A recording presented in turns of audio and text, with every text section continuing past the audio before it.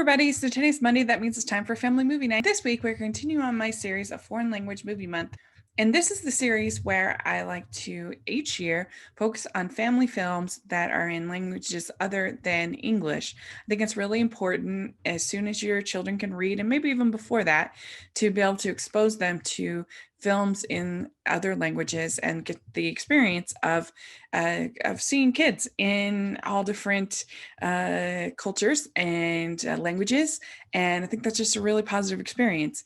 And today we are talking about a very special film. It's called In the Land of the Deaf. And this is a chance to introduce your children to the idea of the deaf community and particularly to deaf children. And this is a documentary that was made in 1992. It's by the director Nicolas Philbert, and it is in French Sign Language. And I think that's something really interesting to talk about, is that all the different types of sign language that are out there, American Sign Language, French Sign Language, there's so many different kinds. And that's something that's addressed in the film. And it basically follows a bunch of different people in the deaf community, and particularly about half the movie, maybe more, is about this class of students in this deaf school and the various challenges that the different students have. Some of them have hearing family members, some of them don't, some of them struggle in communicating. There's particularly a young boy named Florent, who is just the sweetest, cutest little kid you've ever seen. And his sort of journey over the course of the documentary is really wonderful. I think that the adults is less compelling most of the time, a little bit slow in some of those sections. But you have interesting things, like there's one family that has had 5 generations of deaf members in the family. So it's kind of like this legacy of being deaf, which is interesting to think about. And then there's also the idea of the different kind of jobs and the different things and relationships, and when they're with people that are hearing and when they're with people that are not hearing, that are deaf, and how that works. And it's also about the communication with the sign language, that it's more than just the signs, that it's their whole body, that it's really a language that is actually something that they almost hear. It's so visceral and so dynamic as they make the signs, and there's so much expression that it's almost like each person has an individual voice through the signs, which I thought was really interesting. Just like for hearing, we all have our own voices that come out of our mouths. This is their own voices that come out of their bodies, which I thought was really cool. And particularly, like I said, anything involving the kids as they're trying to learn, adapt to their environments, and they have problems just like any kids have with bullying and with struggles getting along and things like that. And like I said, little Florent, oh, is so cute. And this movie, though, does not talk about cochlear implants. That wasn't like a thing in 1992.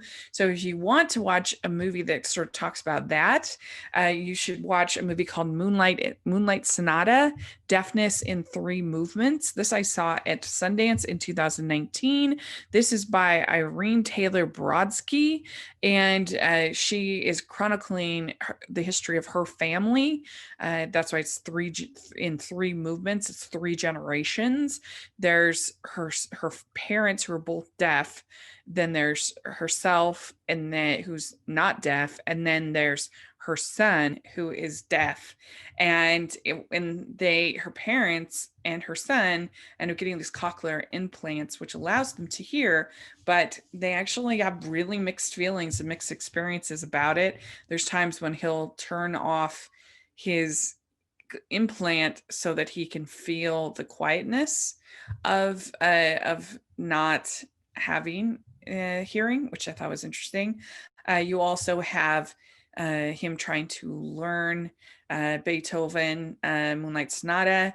The only with just sort of the connection of Beethoven being deaf and hearing the vibrations, and him and trying to learn how to play this song.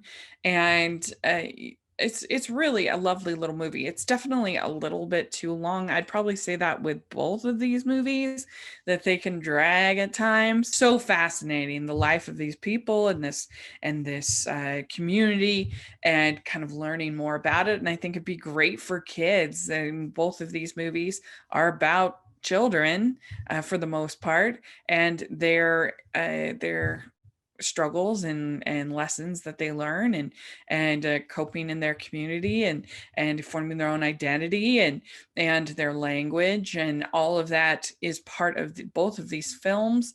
And we sometimes, as a hearing person, we look at cochlear implants as being just an inherent good, that, oh, and you couldn't hear and now you can hear. But in reality, it's more complicated than that. So I think it's really cool and interesting.